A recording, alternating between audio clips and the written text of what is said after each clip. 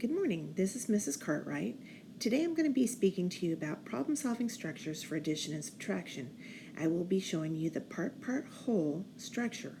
This is a great way for students to organize their thinking so that they can truly understand what's happening in a word problem. The part-part-whole problem-solving structure helps students understand situations such as, in a classroom, there are boys and there are girls, and then there's a group that is all students. For example, if you had 3 boys and 2 girls, you would have 5 students altogether. If any of those items were missing, or any of those parts of information were missing or unknown, then the problem-solving structure of the strip diagram helps you to know what operation that you need to use. For example, if you know how many students there are in the whole class, but you don't know how many of them are boys, then you're going to subtract. 5 minus 2 equals 3. If you know the number in the whole class and the number of boys, but you do not know the number of girls, you will also subtract. 5 minus 3 equals 2. If you know how many boys and how many girls, but you don't know how many students are in the whole class, you will add. And you will see the same operations every time you use this structure. If you don't know one of the parts, you will subtract. And if you don't know how many are in the whole set, then you will add the numbers together.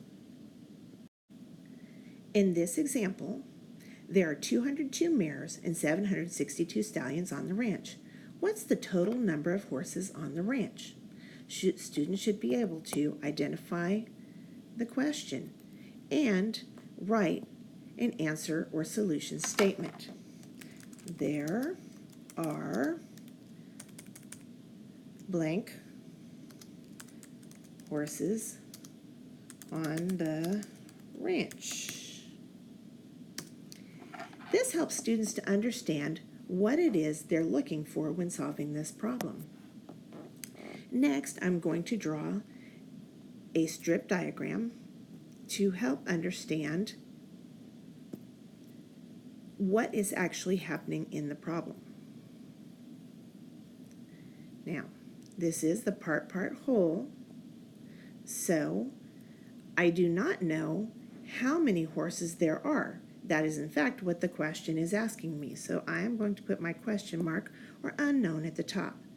I do know that there are 202 mares and 762 stallions on the ranch. When I see this, I know that when I need to know the whole, I will add the bottom 2 numbers together. So 202 plus 762 will tell me how many horses there are in all.